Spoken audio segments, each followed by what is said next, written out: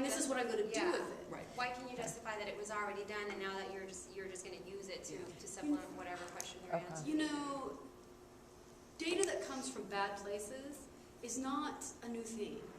You know, we have people, the Nazi doctors, okay, they did research into high altitude, effects of high altitude on people. Horrible, horrible experiments that were really awful. Today, people still use data from that research. I mean, and there's real arguments about whether that's ethical, whether you should use it, or is it more ethical to use it because then these people didn't die in vain. Do you know what I mean? There really is. You could argue for hours about this stuff. So just because data comes from an odd place doesn't mean you can't use it. It means that you need to go through the vetting process. The best example that I have, this is not using social media, but I heard the story of some researchers who wanted to do, this was at a primer conference, and they wanted to do research with priests and boys, they probably were not, men, who had been abused by the priests. I mean, you talk about sensitive, you talk about all kinds of legal liabilities up the, just liabilities to beat the band. And he explained how he worked with the IRB, the board, he did it. And he did it in a very ethical and a very, he did it. But it was, so it's not like, it's just as Michelle said, it's not like you can't do all this stuff. It's just that you have to think through what is the research? What is the purpose of the research? What are the questions? What's the significance of it?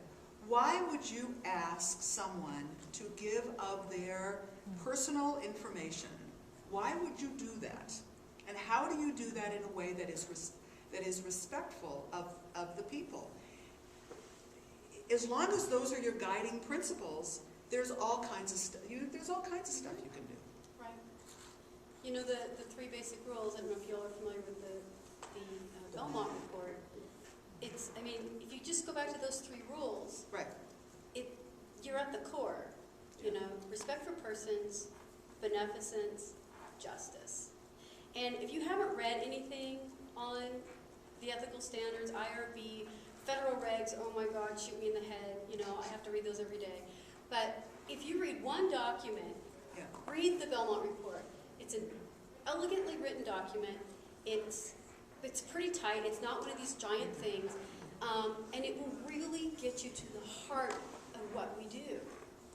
So if you read one thing, read that. That's true. And in a lot of ways, it's just kind of common sense. It's like how you would want to be treated if you were part of a research study. I'll post that on our website. Thanks. That's a great it's resource. On our website. Okay. I have my cards here. Everybody's welcome to take 2, 3, whatever. You can go to our website and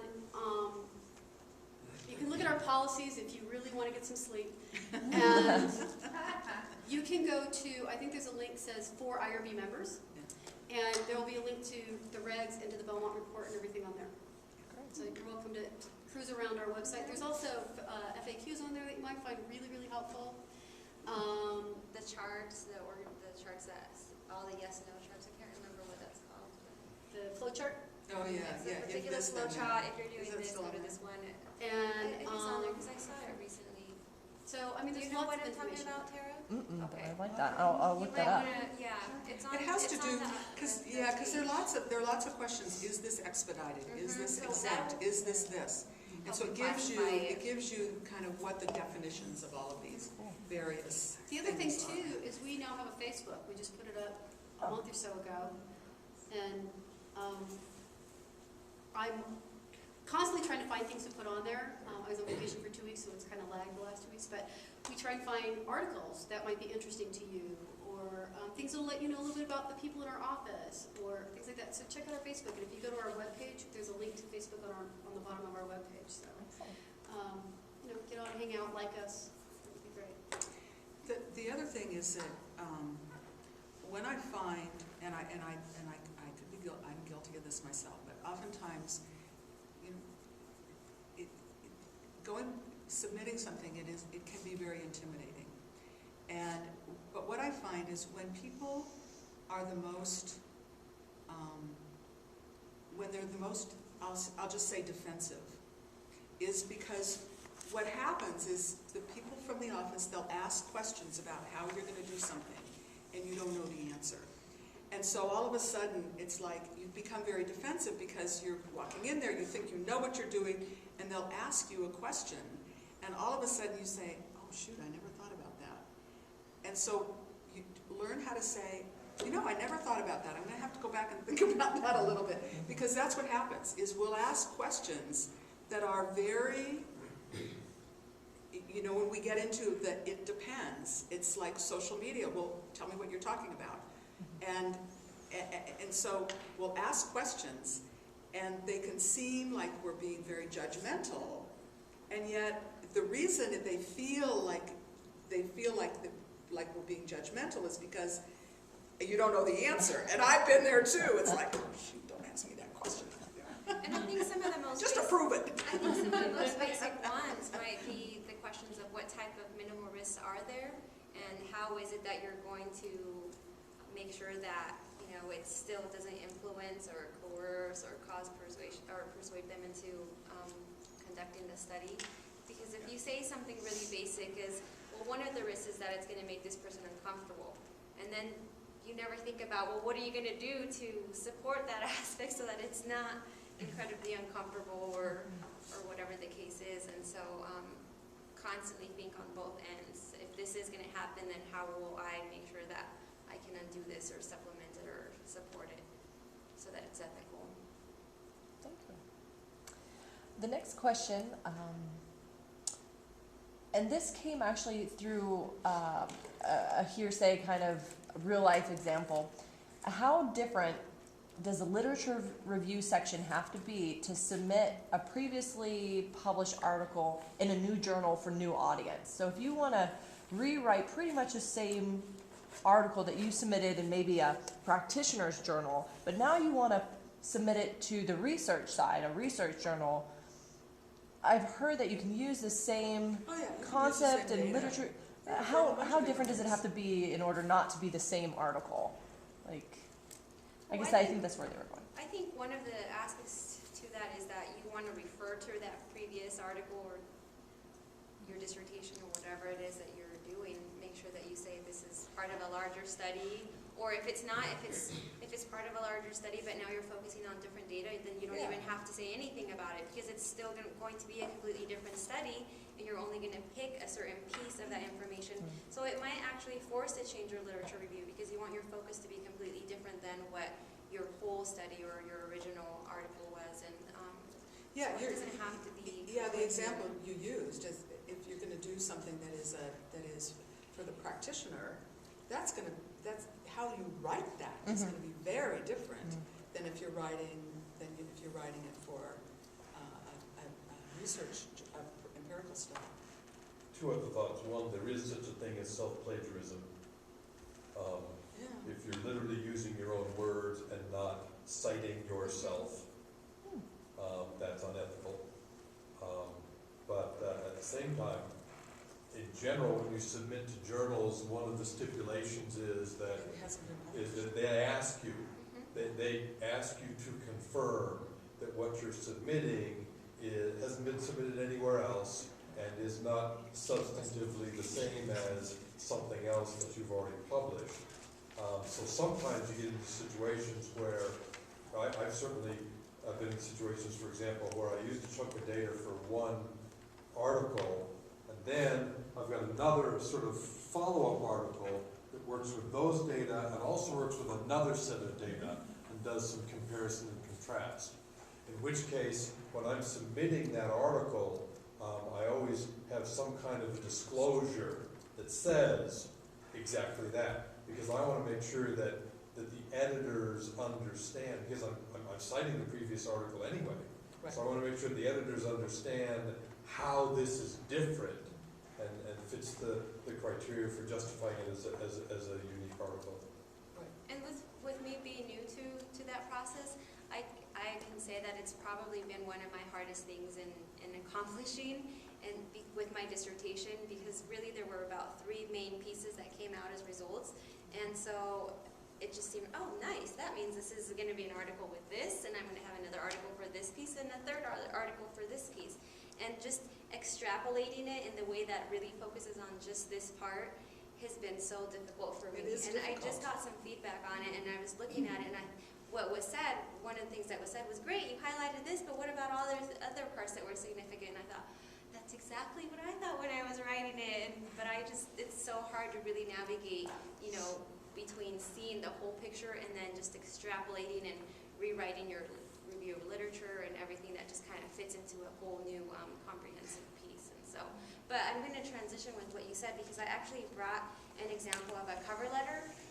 When I began this whole process, I thought, nobody ever told me what a cover letter looks like, and that's one of the first things that you see on the submission website is make sure that you have your cover letter, which refers to that language that you were saying about indicating that you haven't published anywhere or that it's not being considered or anything like that. And then the back page has some language that really focuses on some of the common things that you would see when you're submitting IRB that helps to explain aspects of ethical issues that, get to the how, the why, the who's going to do this. And so hopefully that'll be helpful to you. It has some humor in there because it's by Will Accept Me as the chief and editor, and Can Deliver is the author. But And sometimes if this is part of this is where you would put in, if it's part of a larger study. They're ways of. That last little part says, please note that the document has blank and blank as suggested in the author guidelines.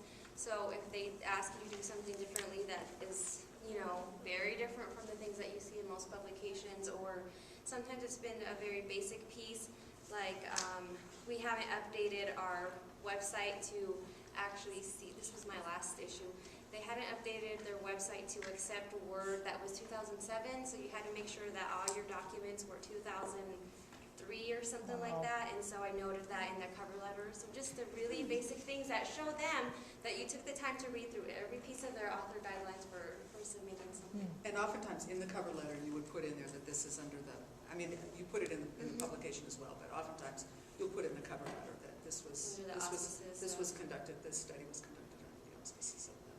And style guides like the APA manual And give you very specific suggestions for what ought to be in that letter. Having said that, though, as more and more journals are going to electronic submission, in a lot of cases, they're not asking for a cover letter at all. They're asking you to check boxes Exactly. to confirm certain things, and Yeah. there may be places where you type things on the submission site, but they're not asking you to attach a separate letter. cover letter. Most of them still have a little piece where you attach it, but you still click on But increasingly, that's where they're going to go. Yeah. Is that it's just. You're just confirming by clicking. Because that's all you're doing with the cover letter is you're telling the editor, I'm following your rules. And So- then And here's how I'm following your rules. oftentimes, this is just the most simplistic version, but the other piece that can be on here or is Is usually how on many here pages, is, how many words. pages or words, and also giving a quick biography of the authors, what's their background, what institutions or have they attended, etc. And then with you discussing, you're just being a great transition. We planned this in advance. I did a screenshot of each section that you would normally see in one of the typical publishing pages, and I promise I tried to be environmentally great, I guess, but it printed to the wrong printer, so they're really big and there are a ton of pages, but I hope you find it helpful. This is for the Journal of School Violence, and I just logged into my account earlier today. You're welcome. And what you'll see are the different stages, and these are usually the typical 6 stages that you see on any publishing journal that's kind of gone to the online version of it. And what's different with this to the normal aspects of it is that when you do have your article, you typically have it, on your one-page document, and this forces you to break everything apart. So now you have to also think on a separate level. You've got your IRB document, you have your whole picture, and now you have to break it up into little pieces so that when they're seeing it, they're seeing every piece separately. And so each page is just a separate screenshot. And again, this is something that I never saw until I actually got to that point of publishing something. And it was quite a process, but I think if you're able to see that you're going to have to break it up like this, it'll be, again, helpful to you to kind of get ahead of the ballgame. Just a heads up, this is the way that branded submissions are going to. Yeah. We're having, I think it's February or March or something will be our grant themed publisher parish meeting, and So you get a hold of Erica Wade, and they also sponsor projects. Erica Wade. And if you want, Yeah. I don't know if you want it to relate to the human subjects piece of but I've done both, so I would be more than Yeah, she's very Thank good. you. She's excellent. Great. All right. Very helpful. Did anyone have any other questions before I ask the final one from the email list? What are the most common reasons that when an application is seen as rarity, that you generally see? This tends to be a common, what would they do? Recruitment. How to recruit? No, recruitment, seriously, because as I said, we just think that people are gonna magically appear. I do the same thing. I just want people to appear. So recruitment is something that is usually looked at pretty carefully. And the problems are also in the consent form. The reviewers read that, many times the reviewers read the consent form before they read anything else. Because what happens is, when you write it, you kind of say the consent form is, oh yeah, I'll just, I do the form and then I'll do the consent form. How the reviewers look at that consent form is, this is what the person sees. They don't see the 25-page application. They see these 3 pages. This is what tells them what they're going to be doing and how they're going to be doing it and why they're going to be doing it. And so that consent form is really important. So on the recruiter base, I'm sorry, just to clarify a little more, the problems that you see are, clarifying the specificity or No. The problems we see are more often in the recruitment process than in the. And that it's going to be realistic for you to actually acquire people who are going to volunteer. And it's not a problem. Or remain in your study or anything like that. It's not a problem. It's just that you haven't fleshed it out. So the reviewer can't figure out how you're going to actually get 450 kids to go brush their teeth. I mean, So detailing all that. I would say that's the biggest problem. Rather than just one section, it's being too vague. Yeah. It's being non-specific. That you have to understand that when you know what's going on in your study, you can see it all in your head, but you have to get a person or a board of people to know from what you put. If it's not in this piece of paper, So- it doesn't You would exist. be So let able me to just read let me back just to tell you it how and let me tell you hear. how it works at a board meeting. This is how it works. People are assigned a protocol. So we're going to go to this board meeting, and we're going to review 10 proposals, or 10 applications. Each one of those applications is assigned to one of the board members. That board member must explain, now everybody's read them, but that board member must explain your study to them. You have to write it in such a way that when I read it as the reviewer, I can say, oh, I know it, oh yeah, okay, she's going to do this, and she's going to do this, this is why she's going to do it, these are the See the people she's flow. going to go. It makes all sense. I can actually do your study because it's clear enough the way you've written it, that I can pick it up and do it. And you submitted all the supporting documents that go along with it. If Whether you- they're yeah. consent forms or dialogue that's going to be said or read or anything like that. But if it's vague, here's how it goes. Well, I don't know, she kind of said she was going to do this. I'm trying to figure out how on earth that could be done. Well, it could be, she might be able to do it in this way, or that. So I'm making up what's going on in your head. If it's not clear, the reviewer is going to either say, I don't know, I don't care, go away, or they're going to make it up. The more that the board makes things up for you, the worse it gets. Because, so you got to be really, and when I say clear, what I mean is that you don't have to go on for 700 pages. You just have to be very clear about saying what you're gonna do, who's gonna do it. It gets real confusing because you say, the co-investigator, you've got 5 co-investigators. The co-investigator is gonna do this. Put names That down. person. These are the people that are gonna do the recruitment. These are the people. John and Joe and Martha are gonna be doing this. Is sometimes much clearer than the title of, the co-investigator. And even, I was just gonna make a couple other comments, but I agree that in general, we have problems where we don't have enough detail to understand clearly what the investigator plans. But also things kind of often come back for small detail stuff. This is not an exercise in creative writing. No. It is not. Mm-mm. And so, as you started to suggest, use the word investigator every time. Don't say investigator and then researcher and then person conducting the study, because then somebody's going to ask, are those 3 different people, or is that the same person? Or That's why same sometimes thing- putting the name in Right, is better than sure, anything. absolutely. Same thing when this happens fairly often. Somebody will refer to a questionnaire and then they'll refer to a survey.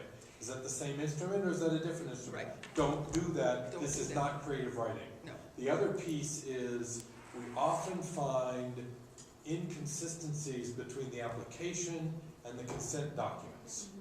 I was just looking at one recently where the consent document said that they were going to keep the data for 2 years, but the application said for 4 years. It's So what's not the answer? okay. You're going to get that back. Yeah, what's So the answer? those things have, in fact, there's on our review form, which is open for anybody to download and look at on the website. Nothing's You can secret here, see, yeah. there's a section on the review form that specifically says, list here inconsistencies between the application and the consent documents. Right. So this is a very, in some ways, it's a very sort of methodical, mechanical kind of thing. It's about being consistent and clear. It's not about being Flowery. artistic or creative. You had a question Sorry. you've been trying to ask for a while. Oh, I had a couple comments. One is that even I submitted a document and they were like, wait, how are you going to number the subjects? It doesn't make sense. And I was like, oh, duh. Even small stuff like that. The other thing was that all the documents that the IRB has, they're intimidating, but everything is well laid out. Like it's very, You just follow go it through easy, it. one by one. yeah, you follow it one by Line by one. line. Answer the questions. Yes, no, fill And it in. I think that's important to talking about specificity and thinking over everything. I think that's also why it's important to have a faculty on your team, because they're going to be helping you review it and figure out what you're going to be doing. You know, exactly. They're going to be the one who's like, well, how are you going to recruit them? You know, you need to add this in. And without that, you wouldn't be thinking of those things. So. I would like to add a couple of things. Number one is that we are going electronic Yeah. with our protocol application. So just be aware of that. We do have a paper application now, but come the new year, it will be completely electronic. Oh, the new year. Yes, and which sounds kind of scary, but I think it's actually better because the paper application, you have to go through every single question, whereas the electronic application, if you say, I'm not doing this or I am doing that, it's a smart form. So if you're not doing all these things, it won't take you there. That's good. So, yeah. That's nice. In essence, it's going to be a shorter form for you sometimes. There is going to be a little bit of duplication because that's just how it goes. But just be aware that there is going to be an electronic form. The other thing is that don't give yourself a week to get this done. Okay? No. This is a process. This is not a rubber stamp. This that it depends on. You have to understand this. Our IRB is manned with people who are faculty here and community members, and they're really busy people. There's 3 levels of review.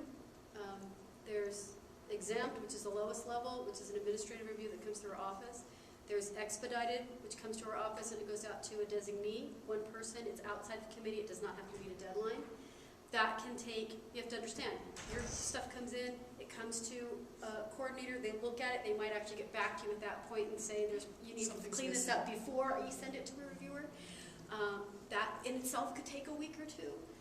So it comes in, they need a couple days to look at it, they send it out to a reviewer. That reviewer we ask them to turn around in 14 business days, or 14 calendar days, or 10 business days.